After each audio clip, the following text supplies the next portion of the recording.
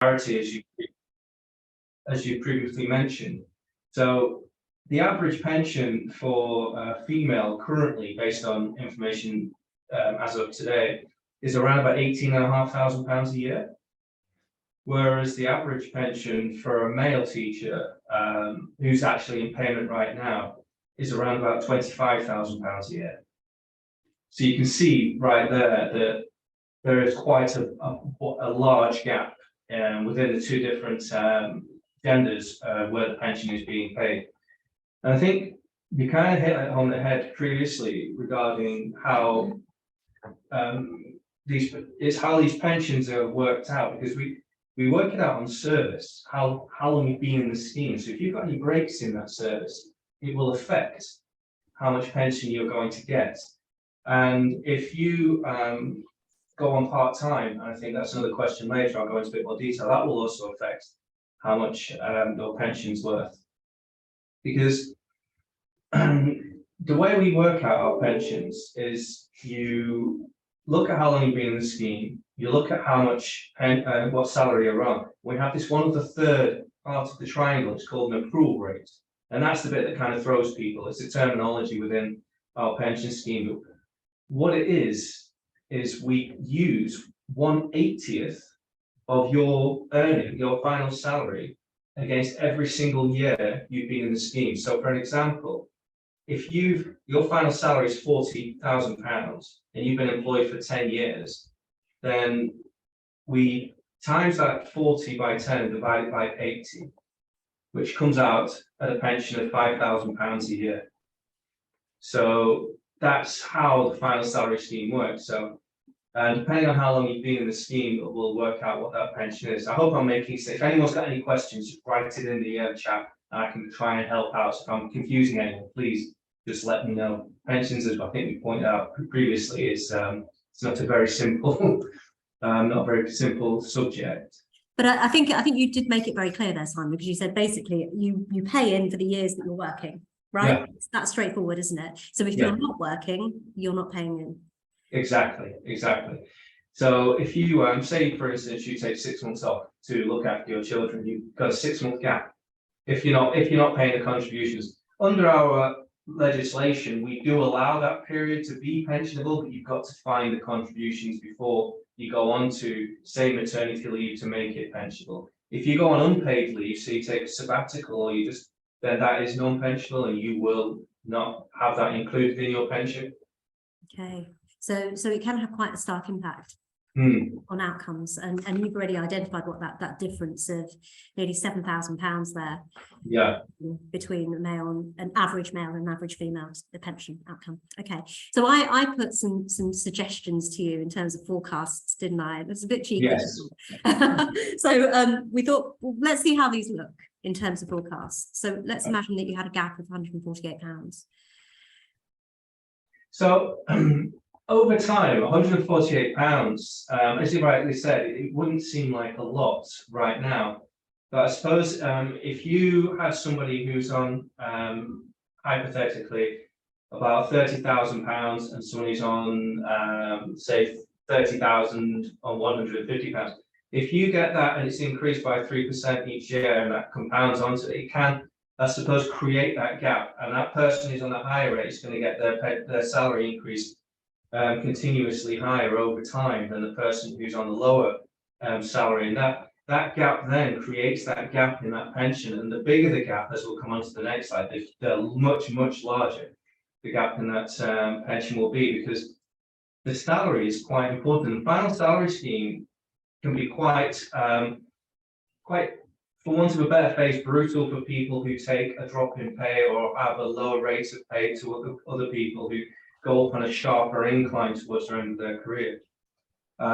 If we take into account the career average scheme that the rest of the government are on, that's a lot more of a fairer pension scheme, because it works out on what you're earning each year and banks it as you're going forward. I won't go into too much detail about that because it's not relevant now. It's a lot fairer if you take gaps, and if you take lower salary, then go up and move around and so on. Across the board, it's a scheme that kind of looks after people who have more of a varied career. Whereas in the final salary scheme, it is very much rigid about you've got to be in that scheme all the time really to get the benefit of it. And if you take a drop, say you're in a head teacher role towards the end of your career, but you fancy to take a less stressful kind of go back into a teaching environment, and you take a significant drop in pay because of that. If it's not within that, if it's outside that 3-year limit, you've lost the value of the contributions you put in previous. Sorry, Simon, I was just interrupting you, so I apologise. But teaching assistants and support staff in school, what kind of pensions are they on?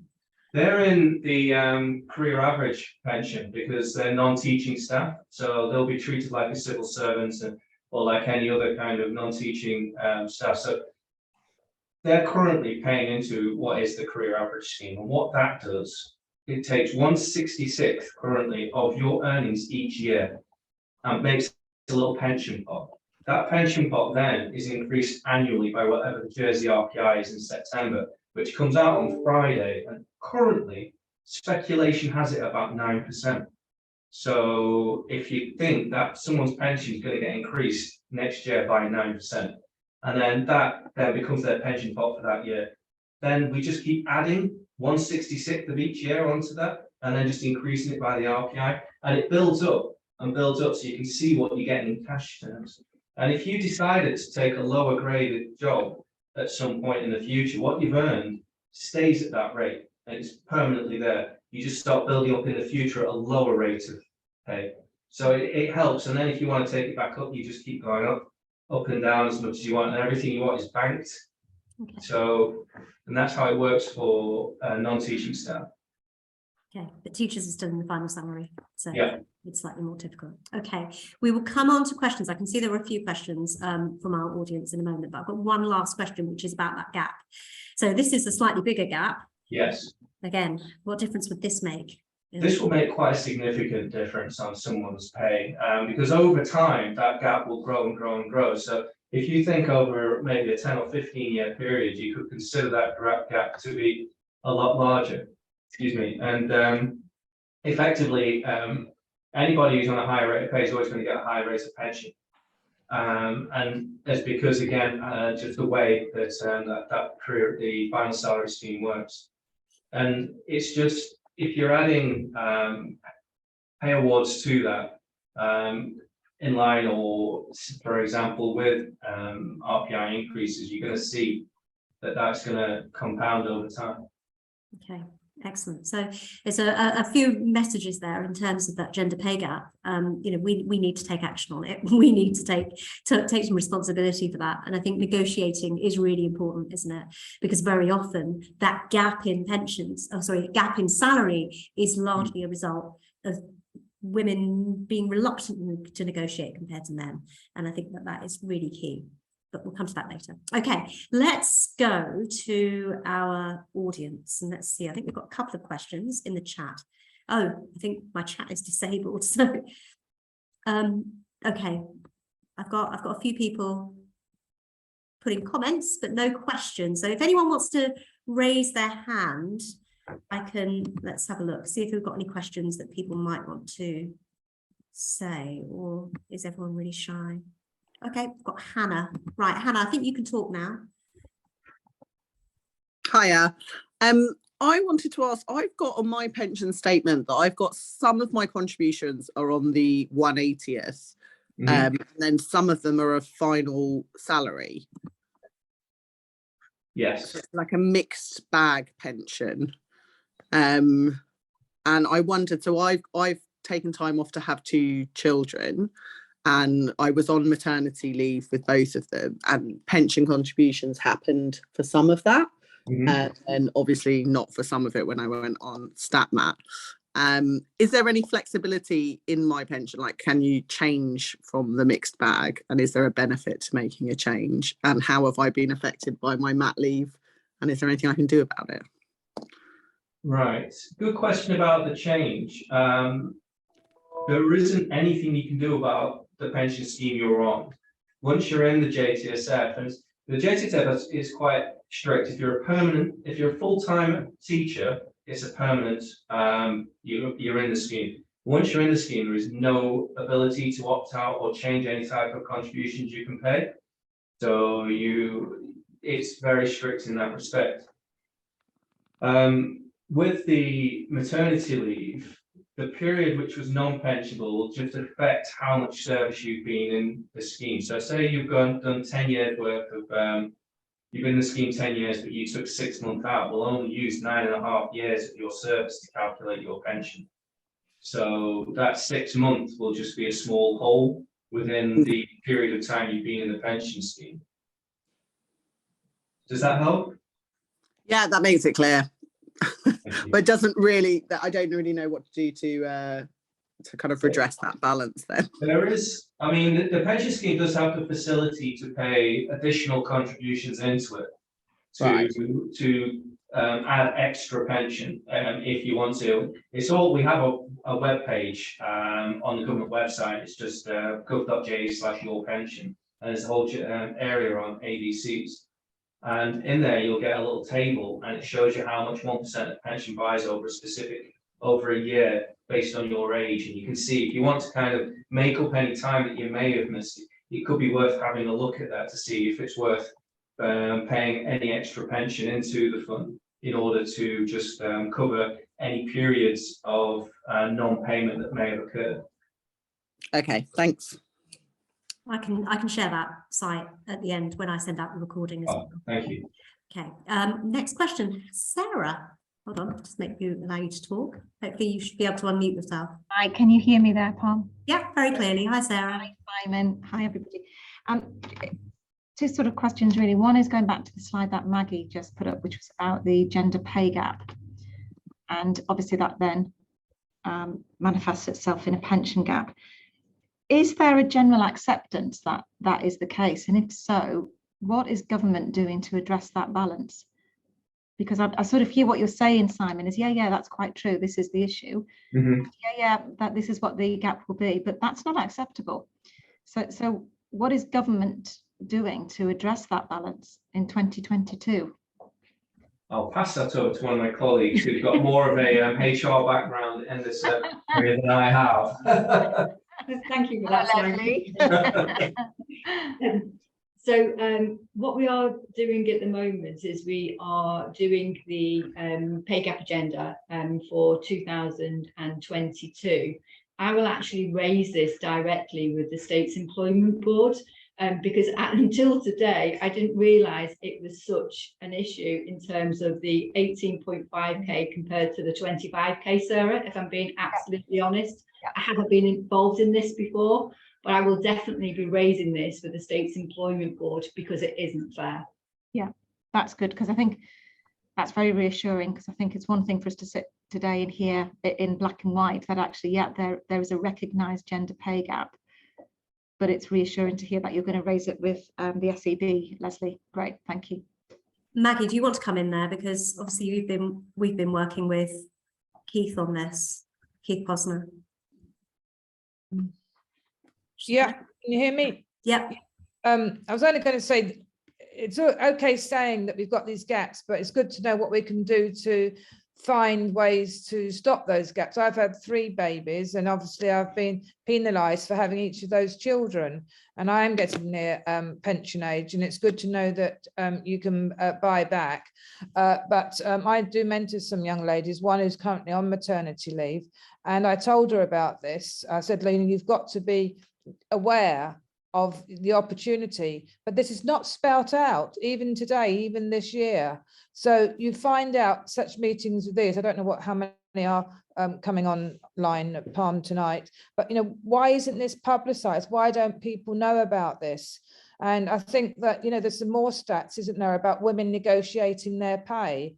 I've appointed several people this year, and 2 of those ladies have actually negotiated their pay up from the bottom point, because I thought neither of them should be pointed on the bottom point of their salary, of their of where they were. They both have considerable experience.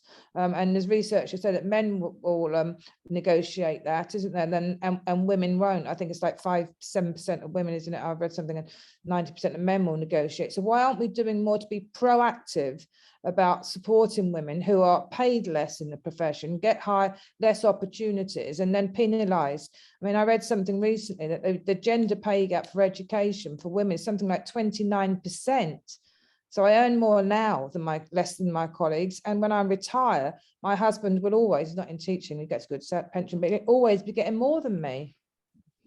So just thought what we're doing about being proactive and spelling this out to people at different times in their career. I want to come back on what Sarah said about the gender pay gap, and certainly government is listening. Maggie and I have had conversations with Keith Posner. We've been talking about how we report on the gender pay gap, and we've also been looking about how the workforce strategy can kind of embrace that and ensure that we can move away from that in terms of recruitment. So there are things that are happening, but it's slow and it's glacial pace, and it's a shame that it isn't happening quicker, because obviously, as we say, I think as an individual level we can take action and we can encourage and we can mentor people to negotiate, because I think that's really at the heart of it, because women will just simply accept what's been given. Very often we suffer from imposter syndrome, so we're more likely to simply just accept a job because we're so grateful we've been given it. But then men may not, they may have wider reasons why they're given an increased salary. Sometimes it's potential hit. People think they've got potential to do that role, so therefore they will give them that with that salary. So there are a number of individual things that we can do, but I think, yeah, on a wider level, at least the government of Jersey is listening. And thank you, Leslie, for taking that States Employment Board, because I think that's a first step, definitely. Do we have any more questions then from anyone else?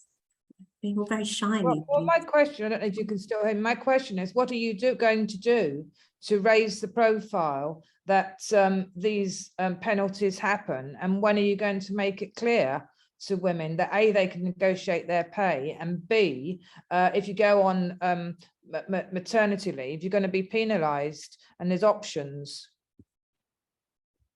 So in terms of recruitment, Maggie, I think what we need to do is to do more work with recruiting managers so that they know that they have that option as well. So it's not just for the individual to negotiate, it's for us to recognise as recruiting managers that we are able to confirm that to those individuals. Okay, thank you. I see on the updated managers today, it says that different people can now appoint different scale levels. So the second question, how are you going to make it clear to women on maternity leave that this will affect their pensions? I think we can actually include it in the letter that they receive when they apply for parental leave. So I think that's something that we can do, is highlight this to them.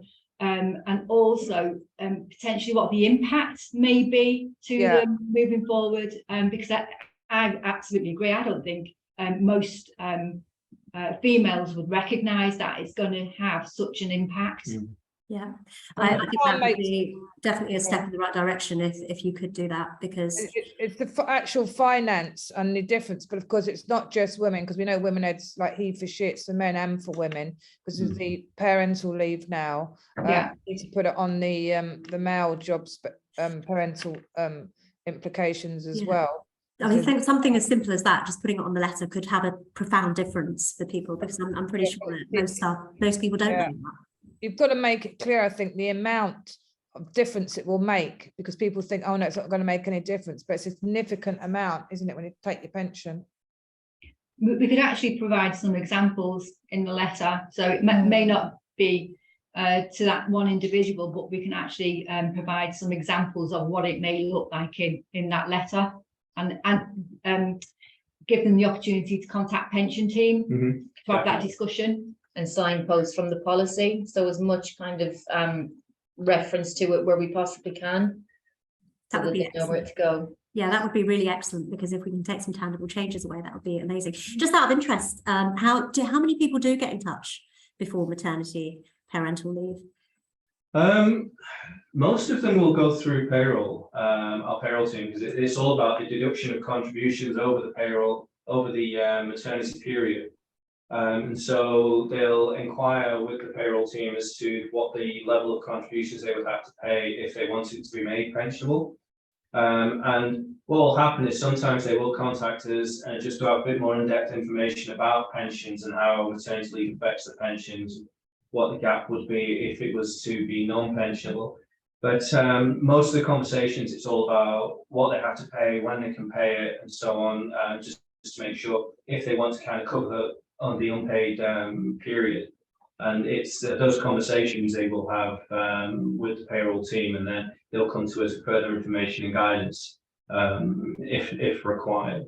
Okay. But is that, would you say that's 100% of women asking? No, not at all. Not at all. In fact, if I'm going to be brutally honest, again, it's very, very, very few ladies come talk to us at all about pensions.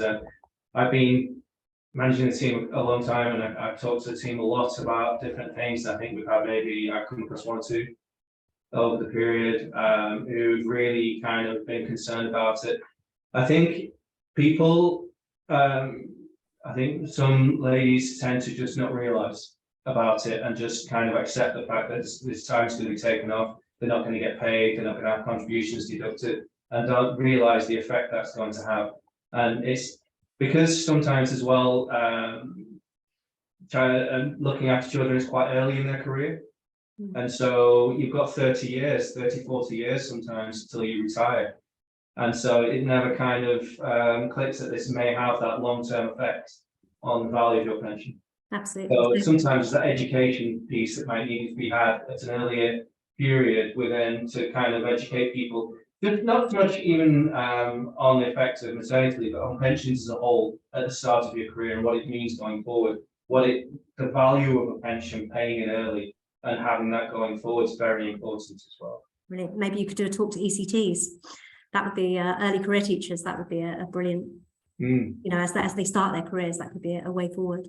Okay, more questions. I'm just wondering if we've got any more questions from anyone. Anyone feeling brave? Sarah, you had your hand up a minute ago. Yeah, I did. Sorry. Yeah. A couple of things. One, I was going to mention the same thing about Maggie mentioned about obviously now male staff have parental leave, so I'm not even sure that's something they're aware of, how that affects them. So that I think is a good thing that Maggie's flagged up.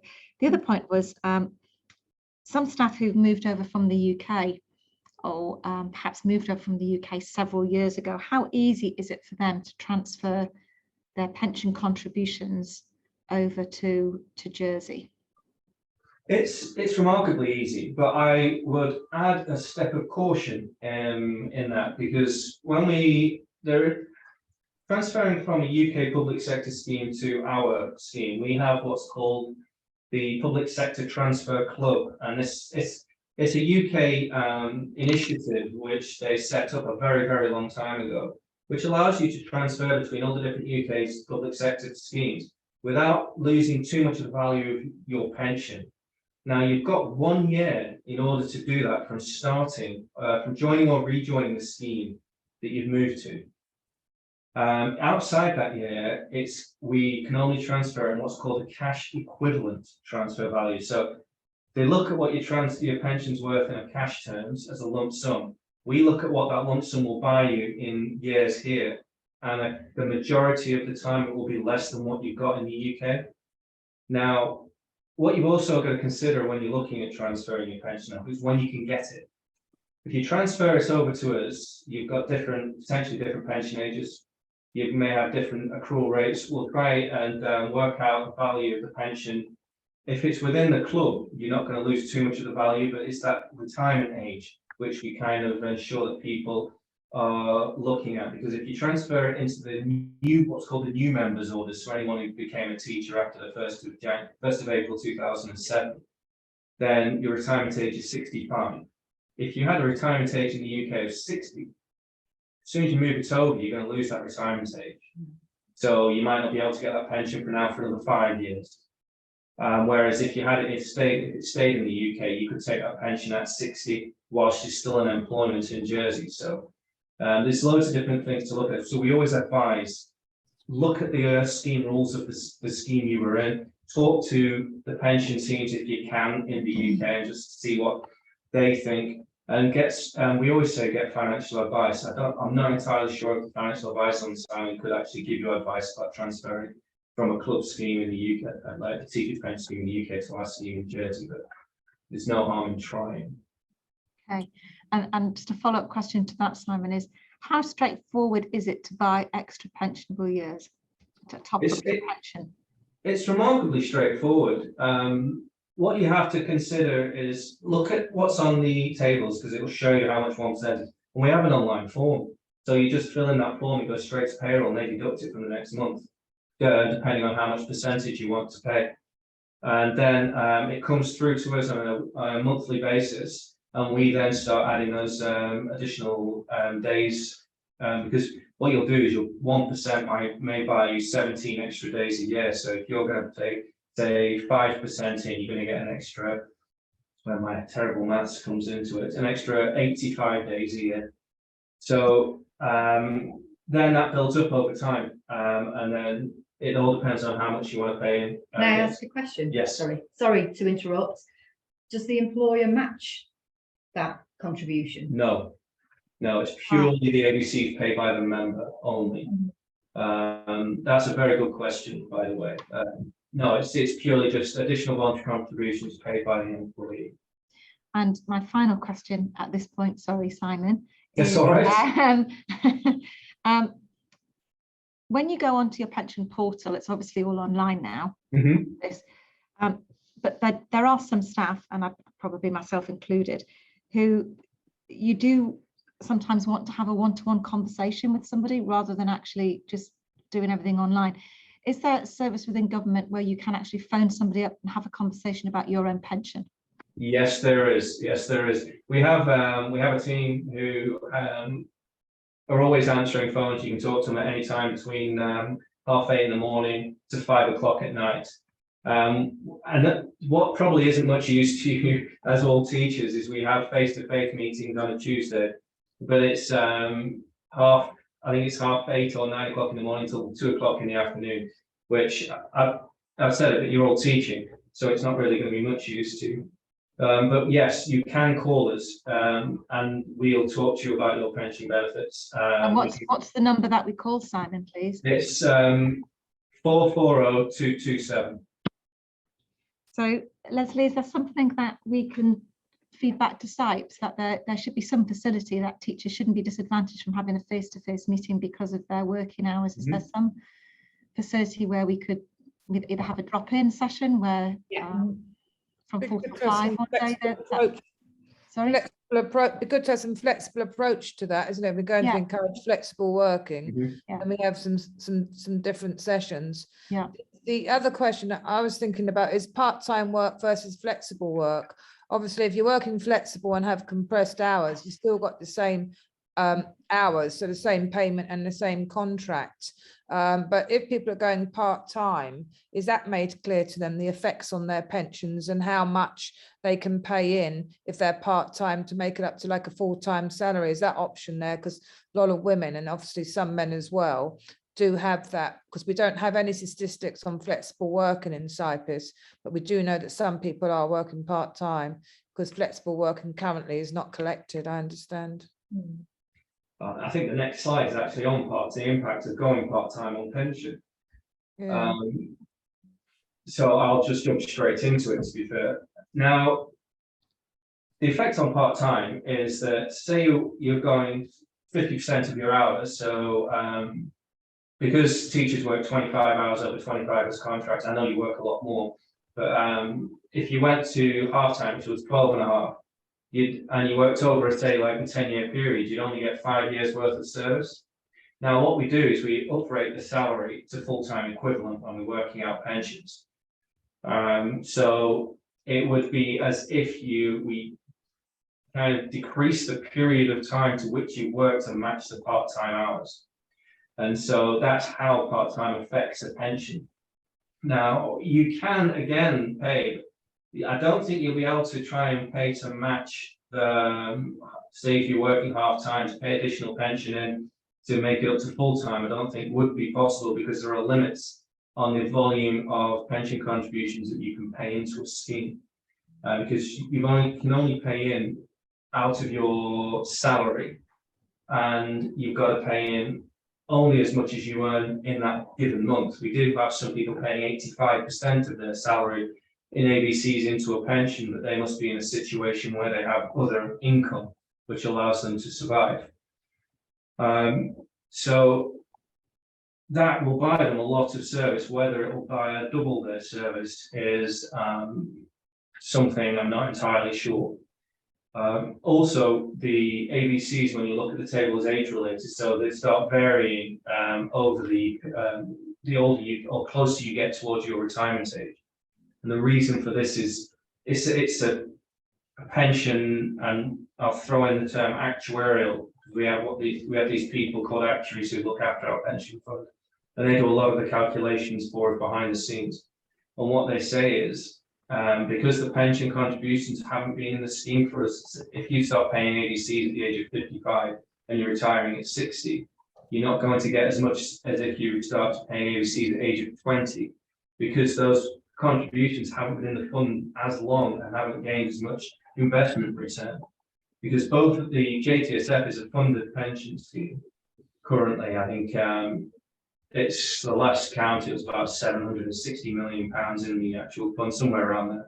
And so the contributions go in and then they're invested and they get the investment return on it. And so the closer you get to retirement, the more expensive ABCs become, because they're not getting that as much investment return on it. Thank you.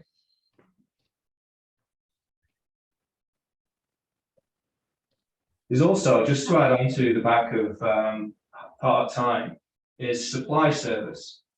Now, supply service is pensionable. So anybody who works supply can pay contributions on it. And there's a small quirk in supply service which doesn't apply anywhere else across the whole of government, is that for every day of supply you work, you get 1.87 days of pensionable service. And the reason behind this, and this was negotiated a very, very long time ago, I think 25, 30 years ago, something like that. And the idea was that because on supply, you don't work bank holidays, or you don't get paid for bank holidays, you don't get paid for the breaks throughout the year, whereas other teachers do, and they'll get the service attributed to those breaks, that they allowed supply teachers to get 1.87 days for every single day they work. So going on supply is treated very similarly as if you were in an actual teaching. Sorry, I didn't mean to put slide down there. But it's treated as if you were a part-time or full-time teacher. Thank you for that. I know that in the UK you get signed up to the government, was it Nest scheme, I think, if you're a supply teacher, so they have a similar thing. Right, I'm going to just launch a couple of quizzes, polls. This one is an interesting question. I was aware that maternity leave and taking time out for having children affected my pension. It'd be interesting to hear what people say on this one. It'll be an interesting response considering the discussions that we've had today. And I'll say that I don't think anyone had that conversation with me. So just having that communication in the way that you've said today could make a big difference to people. So, okay, right, I shall end. I've got 10 people. And we've got 60% said yes and 40% have said no, so that's kind of interesting. So obviously a very small proportion of responses there. We've got a question from Vicky, who Vicky, I can get you to answer this live if you want to.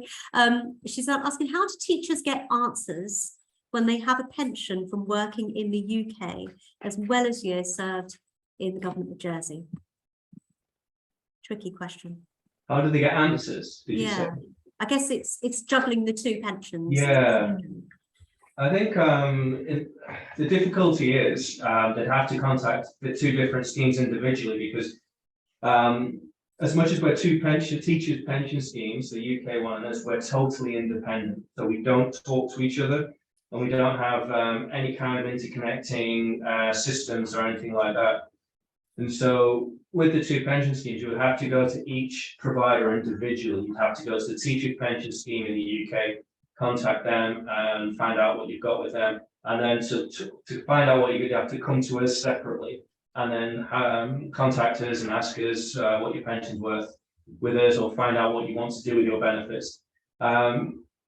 It is unfortunate, but the Jersey is, as they say, is a wholly separate area. So people, when they come and teach here, that pension, it kind of stays, it will stay deferred in with the teacher's pension scheme until they action it, maybe transfer it over or take payments of it. Okay, so it's just managing different. Yeah, it's just managing the different, contacting individuals. Okay, I think I've got 4 different pensions in different parts. So I've got lots of different pensions and different things which should happen. Make sure you keep them updated with your address. That's really important. That is very true. I can't tell you how much that's very important, because in the UK they're bringing out something called the pensions dashboard, and what that will do is it will bring together all the pensions in the UK into one area for people to see and view. I mean, it's in the pipeline now. It's going to take probably about another 18 months, I think, to come into fruition. And it's a massive job. We're not included in that again. So we're not involved in that. So it's very important. If you ever leave teaching or leave, it's important to tell your pension provider, change your address. If you change your address, to tell them. It's something people have a tendency to forget. Again, you'll change it with your bank, you'll change it with your mortgage provider or with other different people. But pensions is always the one people leave behind us. It's one of the things where you can lose, because if we can't find you, your pension will just sit there and it won't be paid. Now, if you come back, say 5 or 6 years after it's worth it, we'll repay everything back to you up to the point of your retirement date. But it's one of those things, is that you've got to keep us informed of any changes to your address. Okay, excellent. Well, we've got a few minutes left. So I've got a few more questions, I think, in the questions. Right, so Danielle has asked, please may I ask if there'll be an opportunity to buy back missed pension years? I think we've covered that, haven't we, with the buyback? So there is a form on your website, Yes. is that right? Okay, Yeah. and I'll share the address for that when I send the recording out of this conversation. Sarah, you've got your hand up again.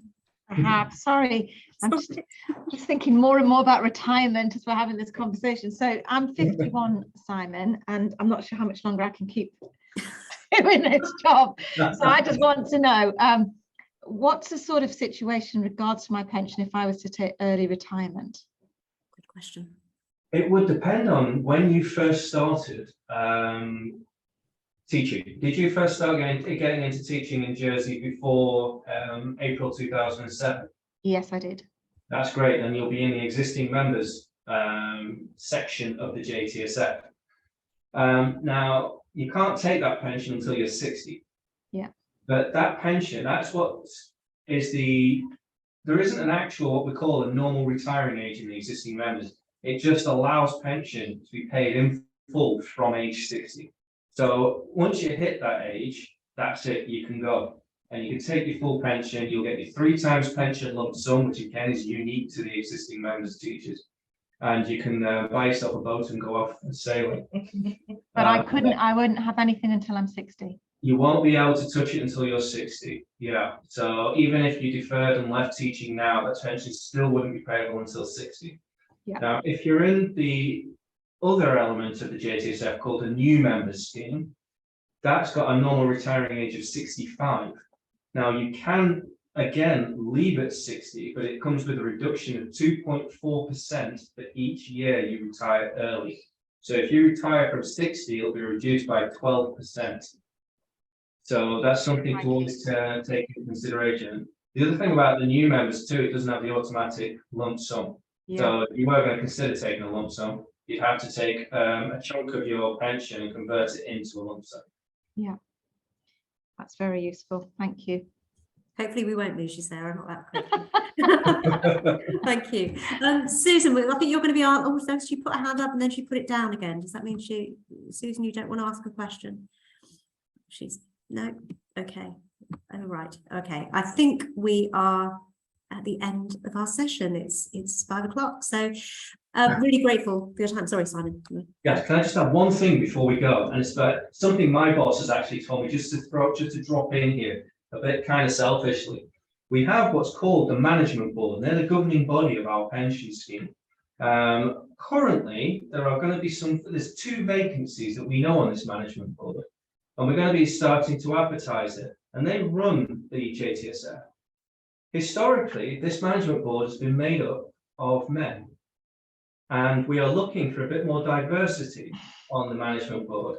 And I thought this was a brilliant forum to kind of post this out there. So what I will do is I will send it out to you, Palm, the actual advert when you get it, so you can then start distributing it. But what they do is they look after the governance of the pension fund and the valuation and all the other bits. It's quite an important role. And it's one of those ones, it's a 3-year term on the actual management board, and it rolls over. So if you didn't want to do it for another 3 years, you didn't have to, we can go out to have it again. But we are looking for a bit more diversity on it. We're looking for people who've got an interest in that type of thing. We want a bit more of an interest in pensions. So if you are keen or you're interested in that type of thing, we are more than welcome to hear from you.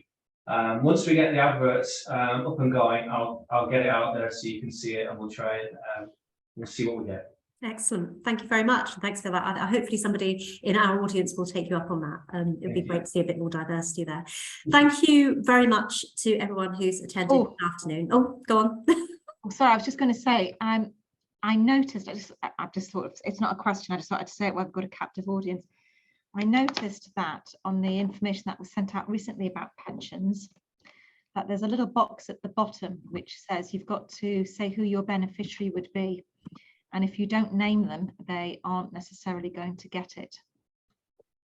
Yes. Now, my feedback to that, Simon, would be you had to be really beady-eyed to see that. Right.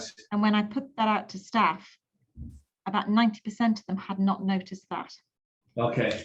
And I think it should be quite big and bold and directing people and signposting it to that, because if you haven't named a nominated person, it's quite clear. It says that they won't get it.